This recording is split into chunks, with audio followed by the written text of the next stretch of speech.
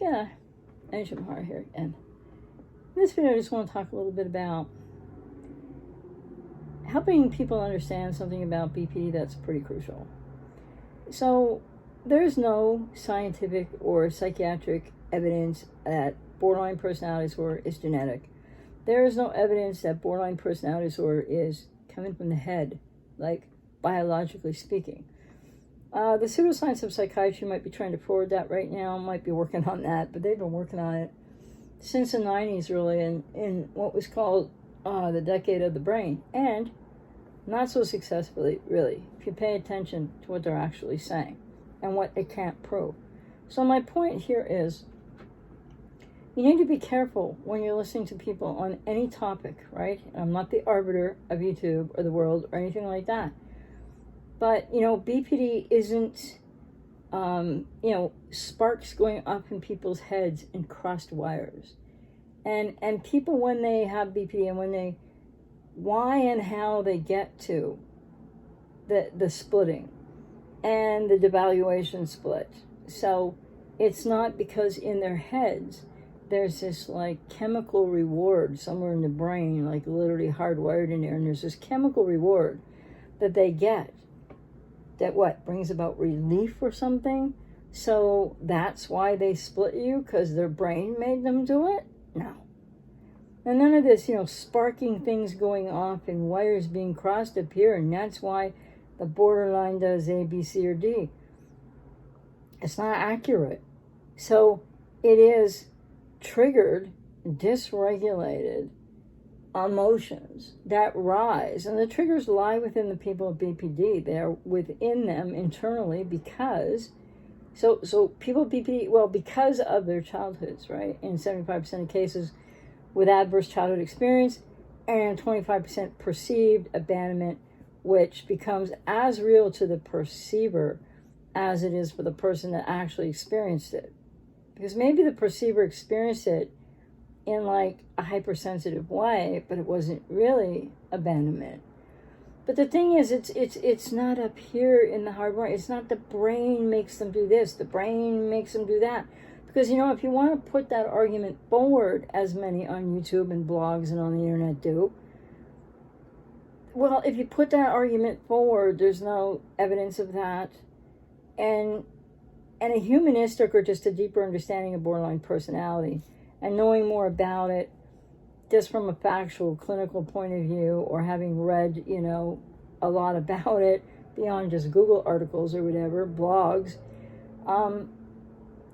if you want them to take accountability, as I know you do, and responsibility, it's what you hope for, right? It's what makes the relationships, along with some other things, but that's at the core, part of the core of what makes the relationship with a person with BPD really impossible from the get-go. But people don't know that till they come to know that.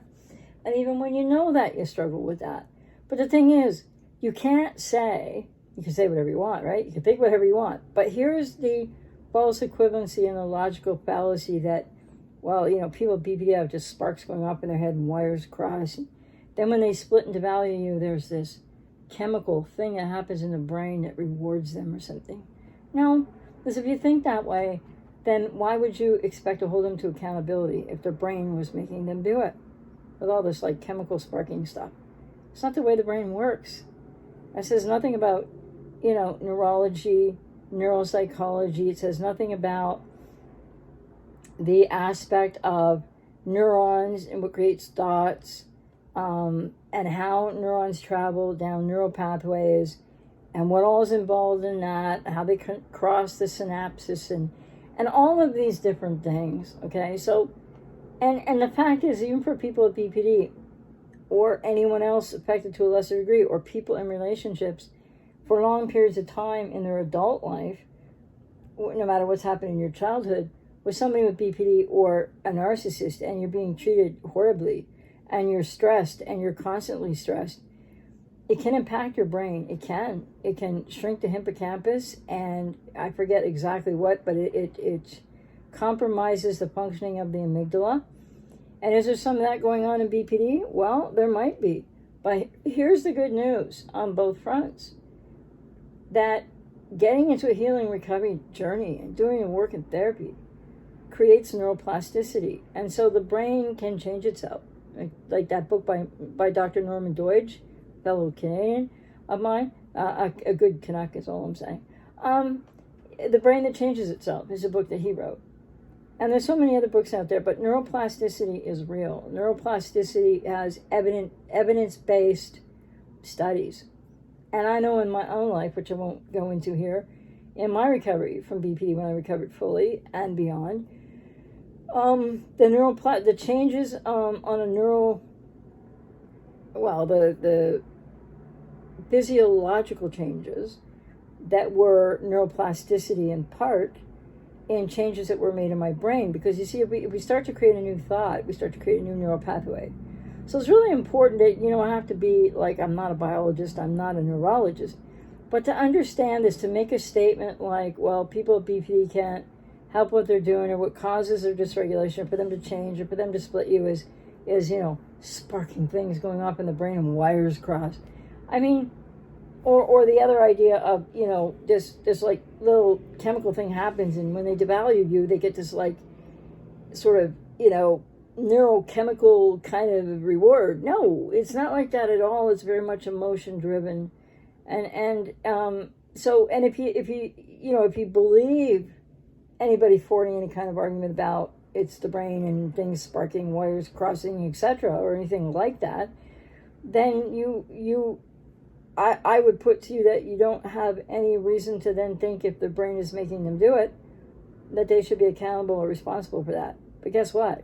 Borderline personality is not a serious mental illness. I mean, people say it is, but it's really, in a humanistic perspective, is adverse. It is a response to adverse childhood experience that can sometimes be very severely impacting, really deep wounding. And so if that does affect the brain somewhat, it's not crossing wires and making sparks happen, or chemical reward payoffs for devalue and for splitting and devaluing and actually doing things that, well, it really hurts you as somebody who might have been close, or you are close to somebody with BPD. It hurts them too. It's not like some reward system thing happens when they split at all. It's fight for them at that point, in an engulfment struggle inside of themselves. And so this idea that it's like the brain, like the brain can make you do it. Like I've seen online where people with BPD say, oh, I don't know, this happened, that happened, but my brain made me do it. No, it's just not true. But that's a way that people with BPD will sort of, another way they'll shock, and avoid, obfuscate that they have any responsibility for what they just did or said.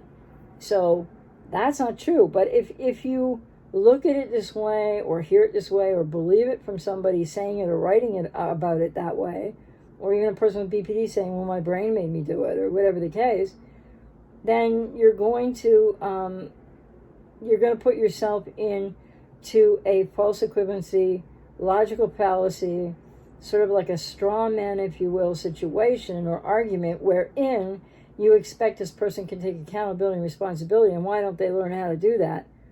Well, if you're going to believe their brain is making them do it, then how could they do it? Now, like I said, the good news is that's not true. So they do need to find a way to get into therapy to learn how to take accountability and personal responsibility.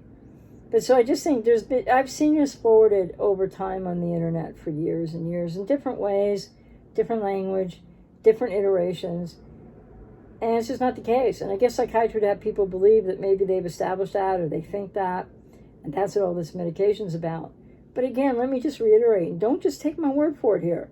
Go ahead and do your own research beyond just the odd Google search. Look into it. There is psychiatry studies are pseudoscience. They're not medically based studies. They're not empirically reviewed and replicated and get the same results. Psychiatrists aren't even, if they think outside the box, and many do, they can't say anything in their profession, or if they do, they won't be allowed to write in the journals, because the journals don't allow for any criticism of any findings from any study. So you ask yourself, how empirical a scientific inquiry could that be? The answer is it isn't at all. And a similar situation exists within psychology as well. And I think it's the divide. It's not just. It's if you're outside the box like I am with what I say. Psychologists who see things differently, and I'm not the only person out here seeing these things differently, cannot get published in the psychology journals either. And then it gets really difficult for them even to find a book publisher. So there's a lot of pressure on psychiatrists and psychologists to stay within the bounds of narratives, mainly the one that's reliant on the pseudoscience of psychiatry and its big pharma thing. So the point is, I've been talking about this since 1995 online. An older blog of mine, borderlinepersonality.typepad.com. I'm pretty sure there's a few articles addressing that. And I think one of them was something like, what happens to personal responsibility? Because it was in the 90s when it was a decade of the brain and they're forwarding all this nonsense. And people just swallowed it whole. And maybe some people still swallow that stuff whole. It's not wise. You got to be discerning.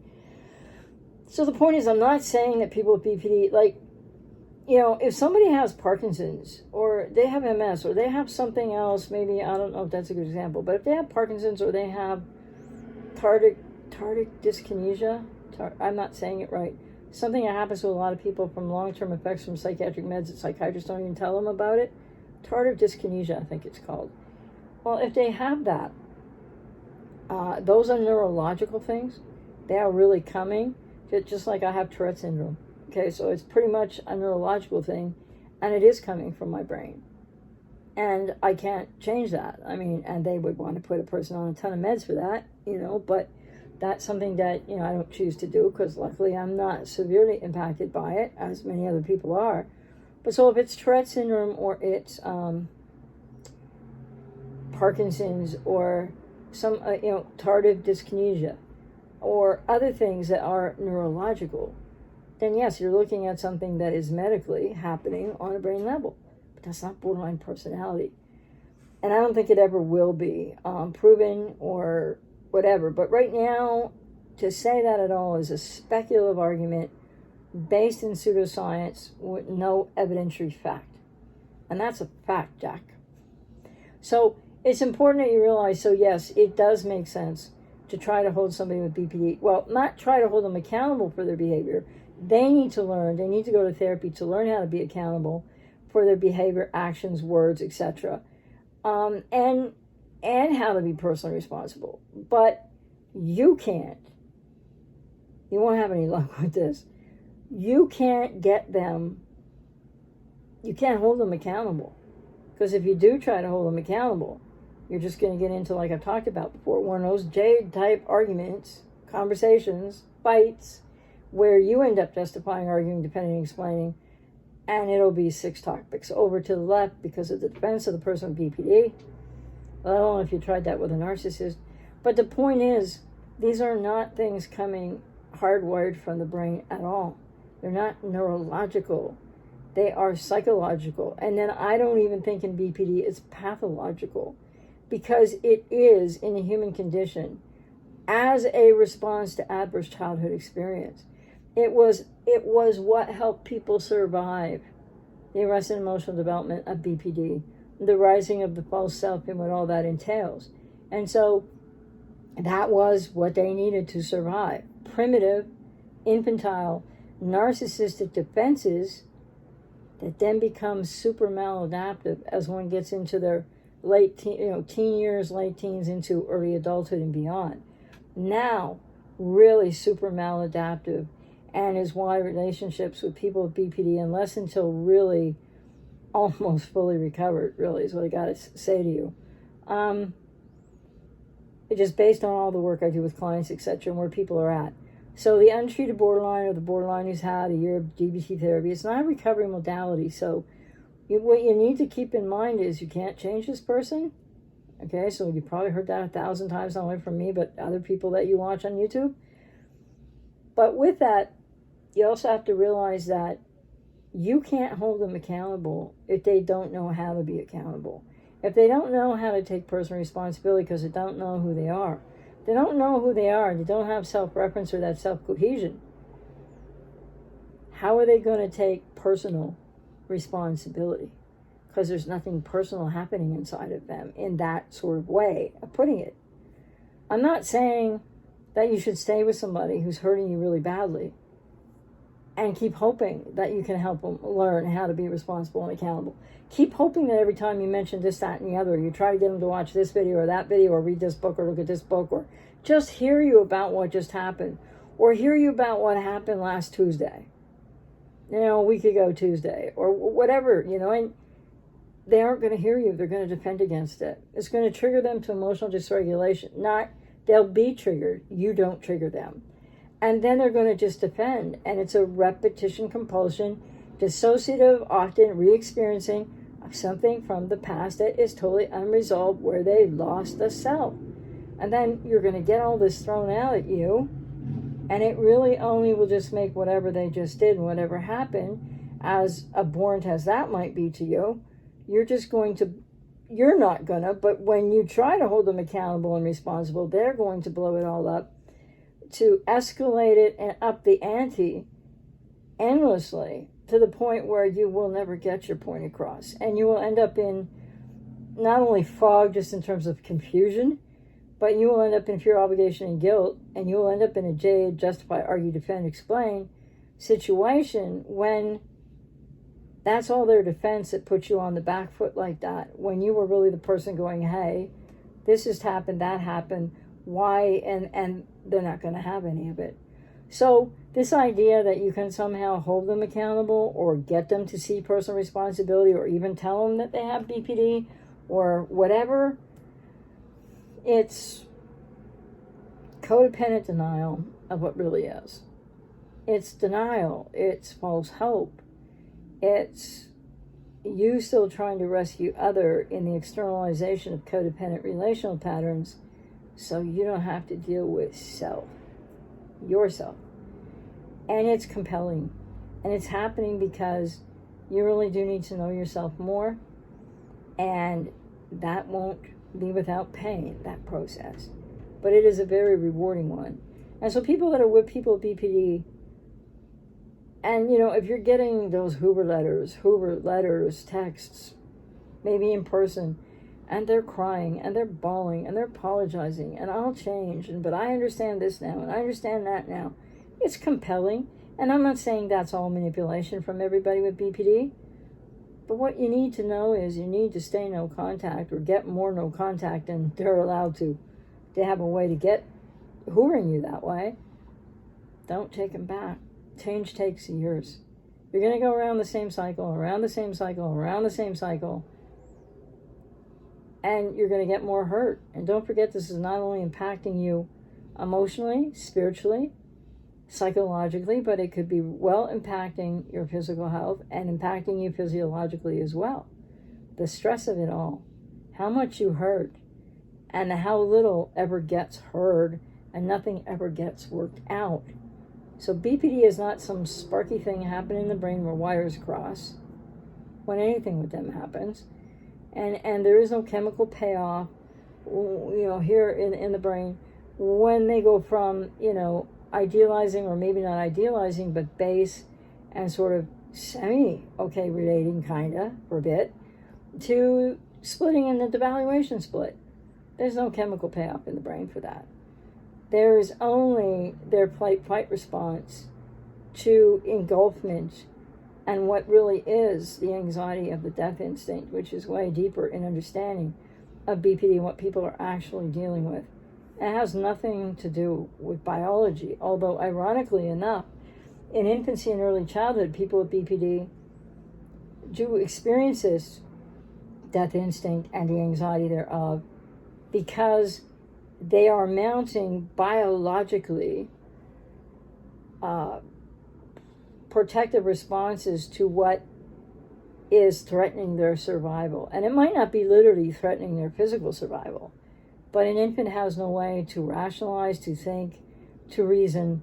And so when an infant is experiencing that is adverse to them, that is blocking their needs, or they're not getting their needs met, or abandonment, or insecure to no attachment, unhealthy bonding happening with the first object, which is mother, all of that is an alarm signal in the biology of an infant to survival mechanisms, to amounting survival defenses to survive, which happens all rather in the body because there's nothing developed enough in the brain to do any of that. So that's why for people with BPD, codependency as well, but somatic experiencing and somatic therapy can help a lot, because people with BPD, for the earlier adverse experience, and I went through this type of work in my own recovery, and I've worked with many people with BPD, codependency, and other things, depending what are the roots of your codependency, right? How much of that might be in your body. Just like in CPTSD, people have, emotional flashbacks, they have somatic flashbacks, they have different things. And the same with certain types of abuse. They can be visual flashbacks, they could be auditory flashbacks, they could be emotional flashbacks, they can be somatic flashbacks. So it is really important to think about all this, and also to know that, so somatic experiencing can help anyone really, because any kind of adverse childhood experience is going to have left, for lack of a better way to put it, tracks in your physical body, where stress goes in your body, or where you might experience, like if you get really stressed, what happens? What gets tight in your body? And for me, well, I've always TMI, but I've always had IBS, and for me, that's where it went. It'll either go in my neck or it will directly hit my gut, and it's not so bad now, but it can still happen, because you see, even though I know what it is in that connection, and if it's not about eating a poor food choice, which I'm very careful not to do in all ways, in all different variation of what that means, but specifically with having a sensitive gut and knowing that, if I can't eat spicy food and stuff like that, it just doesn't work for me. So the thing is, where is your stress, and where might be the trauma tracks or the adverse childhood experience tracks for people with codependency or people with BPD? And yes, narcissists have them too, but their labyrinth of defense is much more formidable, and they aren't aware of it, and they don't feel it, and they have an abyss, because there's like between the false self of the narcissist and what might be down there deeper is an abyss of formidable, incredible infantile narcissistic defenses, super strong. That means the narcissist can't even get where the borderline gets, which is to the emotional pain and to the agony of something that they don't understand. So, but you can't hold a person with BPD accountable or responsible. Yes, they should. Yes, it's desirable that they would take accountability and responsibility, of course. But unless until they go and get therapy, significant years of, they're not going to know how to do that. And all of your trying to get them to do that is really just going to increase your pain, actually. And that doesn't mean that you just sit back and accept everything either. These are choice points. Anyway, I hope that was helpful. BPD is not a brain thing. BPD is not, as psychiatry is trying to forward in the pseudoscience. That's not what it's about. It's about the adverse childhood experience in early childhood, the arrested development by the age of 2, which doesn't mean they're all 2 years old right now today, by the way. Let me just add that in.